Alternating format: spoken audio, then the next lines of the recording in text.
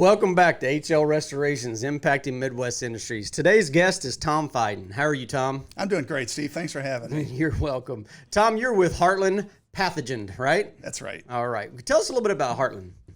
Well, Heartland started about 18 months ago, and we were an offshoot of a company that started about 10 years ago in Florida, the owner of which had a daughter who got a staph infection at a weight room in her high school, and they couldn't get rid of it. And Francis Grinstead, who is the founder of the company, said there's got to be a better way of eradicating things like this in schools and hospitals and that sort of thing. And so they developed this technology off of that, and it's been around for about 10 years. Oh, okay. Now, how did you get involved within the company? Now, what is your title? I'm the president. We actually saw this technology a couple of years ago, and we're kind of blown away by it, and assembled a couple of business partners and we went down to Florida and saw it in action and thought that, this has a real future. This is way before COVID, absolutely way before COVID. And we thought it had some real applications in mold remediation, schools, buses, a lot of different things. Yeah, and so the reason I brought you onto the show is because your team came in and talked to HL Restorations, how we could team up together and work together in the pandemic that we're in right now with COVID-19. So when I had that meeting, I was blown away by the gentleman, Scott, that came in and talked to us. And the things he was saying and talking about and educating us on your company, but also what we're going through in the pandemic, it just blew me away. And that's really why I wanted you to come on the show. So thank you again for showing up. But what makes Heartland Pathogen different from other cleaning companies? Well, there's a few things. One, and not to get too deep into the EPA logarithms and things like that. The EPA registers disinfectants, and you're either registered at a 1, 2, 3, 4, 5, or a 6. And 6 is being we get rid of every germ and bacteria, virus that's present. And then it kind of goes down from there, down to 5, 4s, and 3s. And 3s would be your Lysols and your products like that. And so we thought that a level 6 was going to have some real application in hospitals, and then COVID hit. So is those what you call we were talking before about logs? Yeah, the EPA calls if you start out with 1 million of something, and you decline or decrease it. You decrease it logarithmically in factors of 10. And it gets down into the science and the math of how this all works. But if you start out with 1 million of something and you get down to essentially nothing, that takes a factor of 10, factor of 10 6 times. And so that's why they call it level 6. So if you say it's a level 6, how would you know it's a level 6? How do you know I'm a level 6? That's a good question. The key differentiator, one of the key differentiators of our product, in addition to being this level 6, is the validation step that we take. We know that bacteria, there are bacteria that are the most difficult to get rid of bacteria. It's common in literature. Geobacillus is one of those bacteria, and so what we do in our process when we fog a room is we take a Geobacillus spore. It's on a little piece of metal, and it's in a Tyvek package, so nobody's touching it, and we hang that in the room. And so when we finish the job, we'll take that spore and we'll put it in an incubator for 24 hours. And if it comes back that the Geobacillus has been killed, we know that we killed everything below it as well as the Geobacillus. And so Geobacillus requires, by EPA edict, that you have to have a level 6 in order to kill it. Oh, okay. So by killing Geobacillus, we know we've achieved level 6. All right, but you're saying you're killing the germs in the room. How do you validate that you're actually through that process? Germs? Through that Geobacillus spore, we know, like I said, we know that if we kill the Geobacillus, that we've killed everything, because Geobacillus is the most difficult to get rid of bacteria that's out there. Okay. So and then we follow that up with a computer driven report on the process. And so, and that becomes important as a differentiator, because the question about reopening and offices and safe for employees and that sort of thing, this gives the owner or the tenant the confidence to know that well, we prepared this space and we cleaned it to the best of our ability. It's at a level 6. Here's the test, and here's the computer report that validates or that shows that we validated to that level 6. So those two things, in addition to killing it to a level 6 in the first place, are the 3 big differentiators that the product has. Okay, so why do I need a higher log kill? If what I'm doing is working just fine. I mean, that's a great question, and the question is it working? You Right. know, and we don't know if it's working unless we validate. And so let's take Lysol gets beat up a lot, but EPA's got like 500 different disinfectants that are kind of in that same classification as Lysol, which would be a level 3. is that why you grabbed our can? Yeah, there we go. There it is, right there. So at a level 3, you're spraying it on, and you're going to get 99.9% of the germs killed.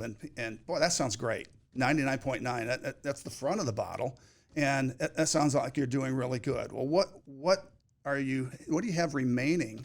If you kill 99.9% of a million germs, you've got 1,000 left. 1,000 bacteria left over will be in the millions by tomorrow.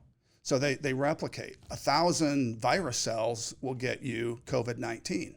Right. So if you're going to clean something to a level 3, you have to make sure that you do it the way the back of the can says, not what the front of the can says. And that's the big issue relative to COVID-19. Yeah, it'll kill it. A 99.9% solution will kill it just fine. But what if you miss it? Right. Scott and I, my partner, we work in hospitals quite a bit. And the hospital studies have shown that almost 50% of what they call high-touch areas, like light switches and door handles and knobs and what have you, the stuff that people touch a lot, the hospital cleaners miss 50% of that when they clean. So if you're missing it, then you're not killing it. Right. Another thing about the back of a can of Lysol says that the first thing you have to do is you have to spray it on, and then you have to wipe it off. And then once you've done that, then you can actually start killing the real germs that are down on the table. And when you do that, you have to spray it on and leave it for anywhere from 4 to 10 minutes to kill COVID. Right. Nobody talks about that. They talk about, it's an easy virus to kill, but I have yet to see anybody use that technique when they're cleaning, and that's the big challenge with any sort of hand cleaning. Yeah. So I got to ask you though, because I mean it's all over the place. When you talk to different people, the fear was just crazy when COVID hit. I mean, everybody was scared of it because it was an unknown.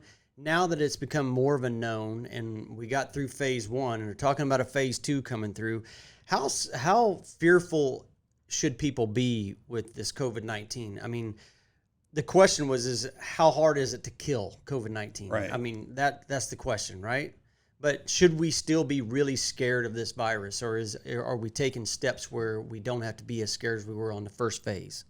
I'd kind of liken it to a sports opponent where you're not fearful of them, but you sure have a healthy respect for it. Right. And you have, if you're doing the things that you need to do to get out in front of it, I think then you just kind of have to go on with your life, to be honest with you. And that's where I think that our fit is with our product is like, we want to hit the reset button with this. We want to take this down from, 1 million of something down to 0. Create a space where you can come in, and your employees can feel safe, and then we go from there. Right. Now, the big question that's asked a lot is okay, well, now that you've killed everything, what if I come back in the room? What am I going to find in there? Right. And that's a great question, but we have to. The EPA calls this bioburden. It's the term they use, or biofilm. Well, those are a couple terms that are thrown around. And you have to get through all the things that have been in that room up until the time you've eradicated. They don't go anywhere. Some of them go dormant, but some of them do not. And they build up, over time. I mean, you've ever been to a restaurant where Right. you've kind of sat down at the table and it's like, well, it kind of feels sticky. Yeah.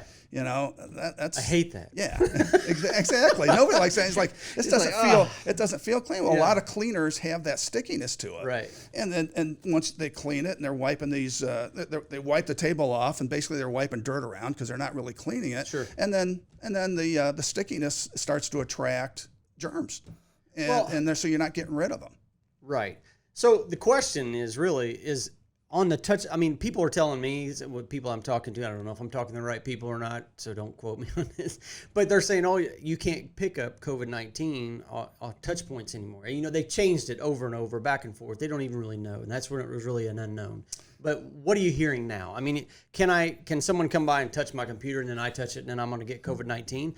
Talk a little bit deeper. Yeah, I don't think that anybody really knows. I mean, we've heard anywhere from 2 million people are going to die down to 100,000 people are going to die. And it seems to kind of change every day. And that's come back to my healthy respect. You know, I don't think we can live in fear of whether or not it's on your computer or not. I think that you just have to trust that you've done everything that you can to make that computer as clean as you can before you go to use it. No, I'll be quite honest. I'm not glad that COVID-19 hit, but it woke a lot of people up that didn't have the best hygiene. Right. Yeah. Some Americans out there, now everybody's being a little bit safer than they used to be. And it's good to see, you know, but I just don't want people to be scared to death to come out of their house. Exactly. Right. And it's, I like to equate it a lot to 9/11. What happened then? I mean, we were traveling and we were getting on airplanes and then 9/11 hit and then it's like, everybody slow down a bit, and it took a lot longer to get through the TSA line, and then we started taking our shoes off, and it's like, but everybody started flying again eventually. Yeah. And I think that's kind of what's going to happen with us. Right. Well, what is the EPA certified certificate, or you got to have some kind of certifications with the EPA to do this, right? What's that entail? Yeah, exactly. There's a process that companies have to go through to get their product registered with the EPA, and when you do that, you're filing all the things that you would typically imagine that you're filing, all the data that you have about your product, the testing, what your claims are. These letters are 20 pages long on we can say this, but we can't say that, Right. about our product. And then the EPA will come back with a number, Right. essentially, and say you are a 6 log. This is a 6 log kill, or a level 6 kill, or a 5, 4, or a 3. I don't see too many down below 3 that are even on the market, but they came back with a level 6, and that was the process. Okay. I want to actually kind of get into the weeds a little bit with you on the processes that you guys go through. I mean, Sure. With us, when we do water mitigations, we've got the different levels as well. Walk us through from like a level 1 to a level 6. Is it a different type of procedure that you go through on each one? Well, there is. There's a number of different things that our company can do to get to that level 6. Like I said, we'll seal the room and we'll close all the vents off.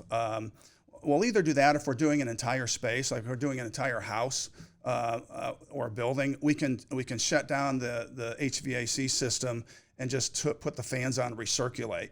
And when we do that, we not only are killing everything in the rooms, but we're also disinfecting the ventilation systems as well. Right. So that's a level 6. We also have a product it's called a hand fogger, which basically plugs into the machine, and rather than, imagine if you're in a church and you've got 40-foot ceiling, you don't necessarily want to try to seal that place and fog a 40-foot ceiling because the bad stuff isn't up more than Right. 4 or 5 feet off the ground. So we can take a hand fogger with this 7% hydrogen peroxide and more or less fog the pews from 4 feet down and get that all-encompassing space. And that would be another thing. And the last product that we would have would be a UV light. You've probably heard some of that in the news. And we've just recently worked with a company who's releasing a product that's a handheld UV light. So if we're looking at something like we need a quick kill, this would be about a level 3 kill. So it's getting 99.9%, but it's doing it in 2 seconds. So if I shine this UV light on this table, in 2 seconds, I could get a 99.9% kill, where, again, back to the Lysol, it's going to take anywhere from 5 to 10 minutes to get that same spot disinfected. So those are a few of the things that we do. God, if my wife watches this, we're going to be buying a bunch of UV light and put it around the house. She's going to kill everything. We got them.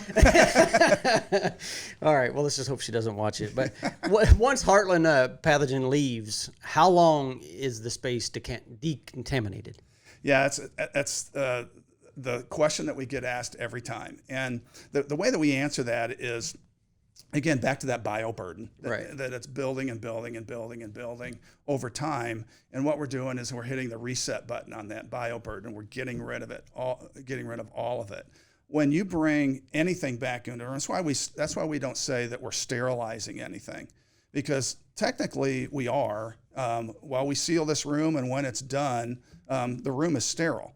It's as sterile as an operating room. But as soon as you open that door and you walk back in it, and you're not wearing sterile, gown and sterile gloves and that sort of thing, you're bringing whatever contaminants you brought in off the street with you. Okay. But by hitting that reset button on the bioburden, you're greatly increasing your opportunity to be in a safe space. Okay. What we always get the question, when we come in and we do a process of any type of, what type of products do we use? So what does Heartland use on products and agents that you use? Well, we use this Curoxide, which is a brand of the company that makes the fogger, and this is a 7% hydrogen peroxide solution. So it's a kind of a third, fourth, fifth generation product compared to what the original product with hydrogen peroxide, which was a vaporized hydrogen peroxide, used about 5 times as much. And the advantage there is we can sterilize or we can disinfect a space with this 7% hydrogen peroxide. We can know that we've killed everything. And once that peroxide dissipates, it breaks down into water and oxygen. So it's very safe to use around, plants, animals, that sort of thing once it's gone. And we can come in and test the room to make sure it's all gone. Right. That whole process takes about 3 hours to do. All right. So what's the new normal, whatever that new normal is, right? What's it look like for our community, getting back to that normal that we're used to the new normal? I mean, what's the process that we should be taking? Well, I think we're going through it right now. I think we're starting to see things open up. And I was thinking about this today, when we saw the virus case numbers increase and then decrease, they didn't go straight up and then straight down. They kind of had this little jagged little line here. And I think with the reopen, I think we're going through some of that now. We're not going to it's not going to be a straight line curve to the top. We opened up, and then Major League Baseball shut down for a few days. Now they're getting ready to open back up again on Monday. So we're kind of up and down, but we're going to get to the top eventually. Just don't know when that's going to be. Well, with those companies reopening, how does Heartland fit into that, and what can you guys offer? Yeah, well, that's a good question. We have a couple of things that we can do. One of the things we do is a preventative type of stuff that will come in maybe quarterly. Maybe at semester break at a school or something like that. But if a school calls us and they said, hey, we've got a flu outbreak and our attendance is down 25% because we've got so much of this going on in the school, then we can go in and we can go get those big high traffic areas at a school. If they get something really bad like a staph or MRSA, we can go in and just shut the whole school down and get rid of the MRSA. So that's the thing that we're doing. Couple of things. So when a company would call, if someone called me and I'd refer them to you, of course, but where do they need to go find you? What's your website and what's a contact information that we can share? Can we share that with the screen? Oh, absolutely. Yeah. We're heartlandpathogen.com or hlpkc.com was easier to type in. So we have both of those can get a hold of us. Okay. Well, we'll put that up on the screen. You guys take a look at it. If you have any questions, please reach out to these guys because I've been really impressed talking to both you and Scott. So look forward to working with you in the future. I'm going to twist it around a little bit. I'm going to ask a few different other questions. You ready? I don't think I'm ready, but I don't really have much of a choice from what I understand. Would you rather permanently live in a roller coaster park or in a zoo? No, I think I'll go with the zoo. A zoo? How come? That whole equilibrium thing, once you get to be about 50, You know, when I was on the rides when I was 20, I could do those all day long. And then I took my kids to the amusement park when I was 50. Yeah. And it didn't work out so well after lunch. Safe to say you don't have a season pass at World of Fun. Exactly. So I think the zoo is a little better for an old guy. Yeah. Would you rather be able to breathe underwater or have the agility of a cat? Oh, I think breathing underwater would be awesome. There's a whole world under there. Oh, yes, there is. I would love that too. What makes someone a hero? I just think the way that they go about living their life, you know, and they become a role model. I think that those are the heroes. I think you know, everybody's afraid, you know, when they have to deal with a difficult event. I think people get through the fear, you know, and those people are heroes. So basically, I think a lot of people look at your guys' company as heroes, right? No, I wouldn't call us that, but we're kind of doing our part. Helping out, yeah. So if you inherited a private jet from a stranger, what would you do with it? I'd fog it. I would fog that thing, and because I don't have any idea who's been on that plane. You know, that'd be the first thing I'd do, and then I would probably just bebop all over the world with it. That's a great answer. I was not ready for that one. What is something you've tried that you'll never try again? Oh, I think the bungee cord experience, you know, was once is enough. You're a nut. Yes. I'm so scared of heights. Yeah. Well, I was too, and still am. And I don't think now that I've done it, I can check it off. That wasn't even a bucket list item. That was just a dare.